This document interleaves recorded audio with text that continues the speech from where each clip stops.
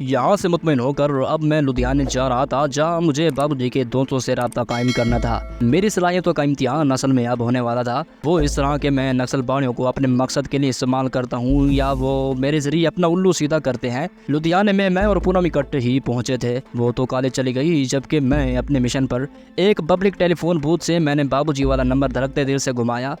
दूसरी तरफ से फोन उठाने वाले ने हेलो कहा और मैंने उसे वो नाम बता दिया जो बाबूजी ने मुझे बताया था। चंद लम्हे वक्फ करने के बाद दूसरी तरफ से मुझे होल्ड करने के लिए कहा गया। फिर एक दूसरी आवाज फोन पर सुनाई दी। दरियाफ्त करने पर मैंने वहाँ भी वही नाम दोहराया। इस मर्तबा जवाब सही मौसूल हुआ और हमने अपने कोड अल्फाज का तबादला कर लिया। फोन मौसूल करने वाले ने वो जगह दरियाफ्त की जहाँ से मैं बोल रहा था और मुझे उसके करीब ही एक होटल में बैठने को कहा गया। आने वाले ने अपनी एक मखसूस निशानी भी बता दी थी। करीबन 20 मिनट बाद एक सिख नौजवान को मैंने होटल में दाखिल होते देखा। उसने रुककर एक नजर हॉल में बैठे लोगों पर डाली और सीधा मेज की तरफ आ गया। निशाने के मुताबिक एक सुर्ख फूल उसने नीले रंग के कोट में टांग रखा था और सर पर पीले रंग की पगड़ी बांधी हुई थी। मैंने उसे मुखातिब किया, सत श्री अकाल। जवाब में उसने भी फतह बुलाई और दोनों एक दूसरे के आमने सामने बैठ गए। मैंने जानबूझकर हॉल के कोने में रखी मेज मुंतखब की थी ताकि हम इत्मीनान से गुफ्तगू कर सकें। आने वाला गो के सिख था, लेकिन उसके साथ चंद मिनट गुफ्तगू करने के बाद मुझे उसके सिख होने पर शक गुजरने लगा।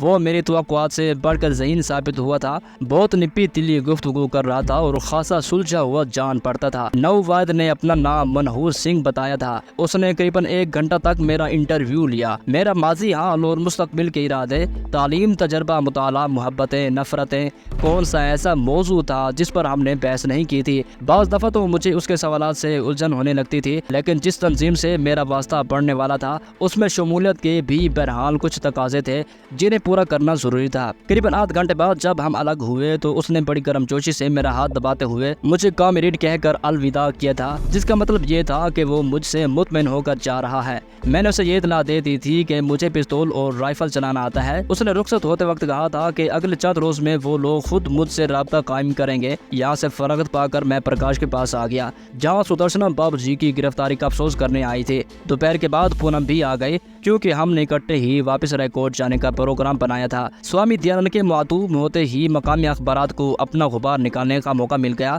इससे पहले तो किसी को उसके खिलाफ लिखने की जरूरत नहीं होती थी, लेकिन अब तमाम अखबारात दिल खोलकर उसके खिलाफ जहर उगल रहे थे। 5 साल पहले होने वाले पुर इसरार कत्ल भी उसके खाते में डाल दिए गए थे, लेकिन इतनी साख बहरहाल उसकी कायम थी कि अभी तक पुलिस ने उसे गिरफ्तार नहीं किया था। स्वामी जी की सरगर्मियां अब आश्रम तक महदूद होकर रह गई थी और वो खुले दर्शन दीदार कम ही दिया करते थे। वो सर जंग के रूज का जमाना था। मशरकी पाकिस्तान में हिंदू की वरीना साजिशें रंग लाई थी और पूर्व पाकिस्तान के मासूम बंगाली हिंदू चिलितरबाजियों का शिकार होकर भारतीय सरहदों का रुख कर रहे थे। एकता और एहसना का लिबादा ओढ़कर खून आशाम भीड़ों ने उनके ज़हनों पर नकब लगाई और बाहिम मोहब्बत और इत्मीनान को जिसकी बुनियाद पर इत्तिहाद की ये इमारत तामीर हुई थी, उसमें दरारें पड़ने लगी। जब एक दूसरे पर एतमाद की मजबूत बुनियादें हलनी तो मोहब्बत के ईवानों में जैसे ज़ल्ज़ला तारी हो गया।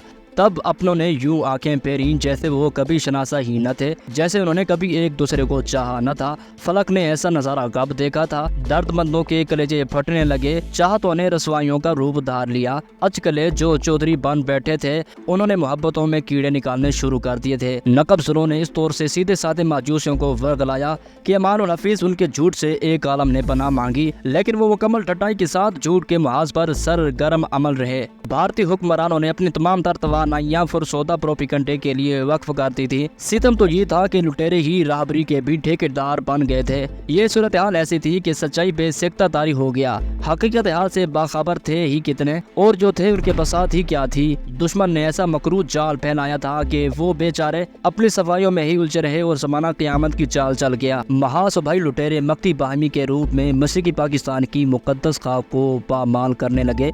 वो जहाँ जहाँ गए दिलों में जहर घोलते गए। उन्होंने झूठ को मकरू फरेब के ऐसे ऐसे खूबसूरत लिबादे पहनाकर सच के रूप में पेश किया कि आलमी राय आमा भी गुमराह होने लगी।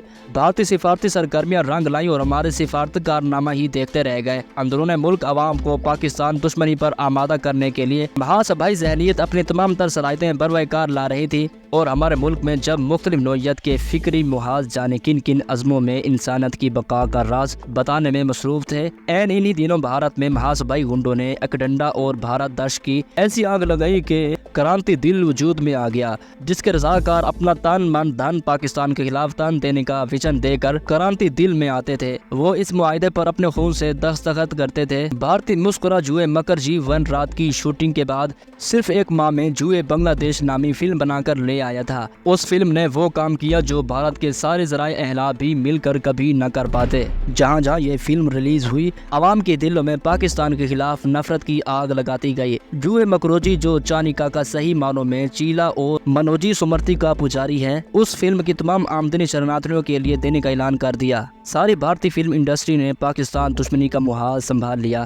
جگہ جگہ سٹیج شو منعقد کیے گئے اور عوام کو ورگلا کر ان کے دلوں میں پاکستان کے خلاف نفرت کا بیج بو دیا گیا۔ یہ اس لیے بھی ضروری تھا کہ بھارتی عوام کے 25 کے بعد جنگ سے متعلق جو جذبات تھے وہ بھارتی سرکار سے پوشیدہ نہیں تھے۔ وہ اس طرح کی حرکتیں کر کے جہاں ایک طرف عوام کی ہمدردیاں حاصل کر رہے تھے، وہیں مظلوموں کی امداد کے لیے انہیں کم برسا کر کے ان کا مورال بھی بلند کرنے میں کوشاں تھے۔ جنتا نے شرناتھیوں کے لیے مخصوص گنڈت میں جتنا روپیہ دیا، سرکار نے وہ مکتی باہمی اور محاذ بھائی گنڈوں میں بانٹ کر ان کو تربیت دی اور مشرقی پاکستان میں دھکیل دیا۔ اندرون ملک اور بیرون ملک تو بھارتی پروپیگنڈا یہ زہر گھول رہا تھا، جبکہ پاکستان کے خلاف ان کی ثقافتی الغار میں کوئی کمی نہیں آئی تھی، اور مسلمانوں کے نام رکھنے والے ہندو ذہنیت کے شاعر اور ادیب آکاش دانی اور آل انڈیا رول سے بڑے خوبصورت ڈھنگ سے میٹھا زہر اگل رہے تھے۔ ان تمام حربوں کے جواب میں ہمارے ذرائع ابتلاع کو سختہ ہو گیا تھا۔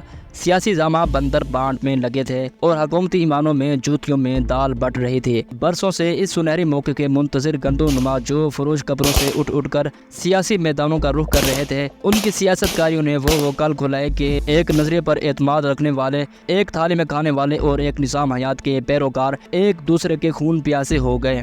پونم اور سدرشنا اپنے کالج کی طرف سے شرناتھیوں کے لیے دان اکٹھا کر رہی تھی۔ مجھے بھی بعد نخواستہ ان کی ضد پر ان کے ساتھ خصوصی ٹکٹوں پر جوئے بنگلہ دیش دیکھنے جانا پڑا۔ اس بےہودہ فلم کو دیکھنا میری زندگی کا شاید تلخ ترین تجربہ تھا۔ 1.5-2 گھنٹے کا وقت جس اذیت ناک کرب کے عالم میں کٹا وہ کچھ میں ہی جانتا ہوں۔ سینما ہال میں فلم کے دوران پاکستان کرش کے نعرے مسلسل گونجتے رہے اور میں خون کے گھونٹ پیے صبر و شکر سے بیٹھا رہا، اپنے کھولتے ہوئے دل و دماغ پر قابو پاتے ہوئے جس اعصابی کچاؤ سے میں دو چار ہوا اس کا بیان لفظوں میں ممکن نہیں۔ جب ہم فلم دیکھ کر باہر نکلے تو میرے تن بدن میں آگ لگی تھی۔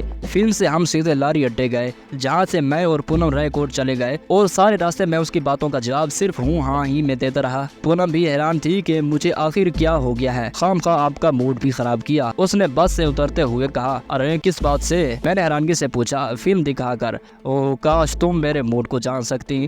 پونم تمہارے ساتھ صرف بیٹھ کر صرف تمہیں دیکھنے کو جی چاہتا ہے۔ اچھا بس کیجیے۔ اس نے میری بات کو مسکراتے ہوئے کاٹ دیا۔ اگلے روز میں نے ایک مرتبہ پھر بابو جی کے دوستوں سے فرداً فردہ ملاقات کی اور دوپہر کے وقت سالیگرام سے ملنے ہوائی اڈے چلا گیا۔ بظاہر تو میں بابو جی کے متعلق ہونے والی پروگریس رپورٹ دینے گیا تھا، لیکن اصل میں مجھے سالیگرام کی اس روز والی گفتگو یہاں نہیں تھی۔ سالیگرام مجھے اپنی ایئر کینٹین میں لے گیا، جہاں اس نے اپنے دوسرے کارپول ساتھیوں سے بھی میرا تعارف کروایا۔ یہاں سوائے ہوائی اڈے کے اور کوئی گفتگو سننے کو نہیں ملتی تھی۔ میری آنکھیں تو سالیگرام پر لگی تھیں، جبکہ میرے کان وہاں موجود لوگوں کی گفتگو کو ذہن میں منتقل کر رہے تھے۔ ایک دو باتیں تو چونکا دینے والی تھیں، خصوصاً جب مجھے ایک خاص جگہ ہونے والی ڈیولپمنٹ کا علم ہوا تو میں چونک پڑا۔ اس سے متعلق آگاہی حاصل کرنے کا سوائے اس کے اور کوئی طریقہ نہیں تھا کہ وہاں خود جایا جائے، لیکن حالات کا معاملہ طے کرنے کے بعد بظاہر داخلے کی کوئی صورت ممکن نظر نہیں آتی تھی۔ جیسے ہی میری فراہم کردہ اطلاعات محفوظ ہاتھوں تک پہنچی، فوراً وہاں داخلے کا حکم ملا، لیکن اکیلے آدمی کے لیے یہ چونکہ ناممکن تھا، اس لیے اس مرتبہ پھر میرے ساتھ جسونت کو بھیجا گیا۔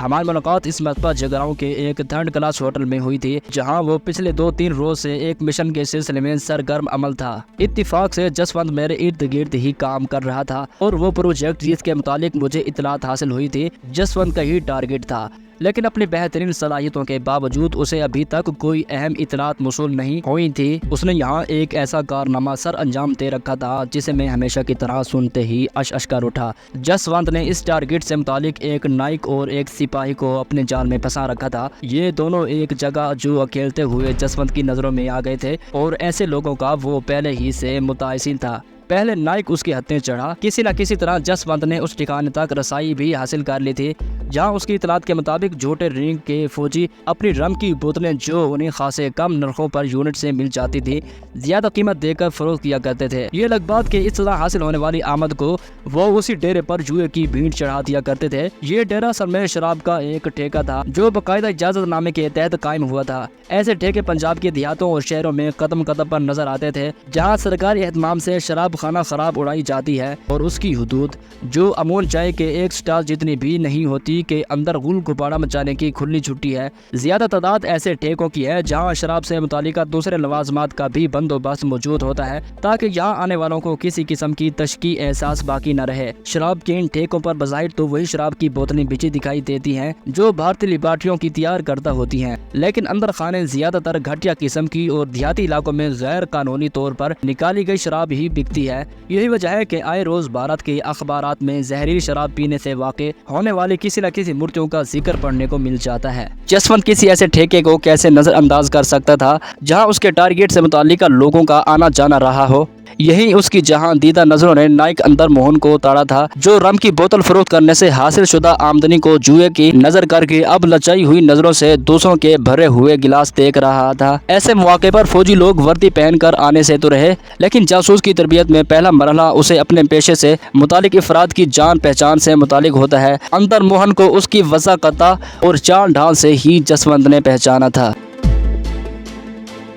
दोस्तों ये थी आज की वीडियो। उम्मीद करता हूँ कि वीडियो आपको पसंद आई होगी। जाने से पहले इस वीडियो को लाइक करें, शेयर करें दोस्तों के साथ और इस चैनल को सब्सक्राइब करके बेल आइकन को प्रेस करें ताकि इस तरह की वीडियो आपके पास आसानी से पहुँचती रहे।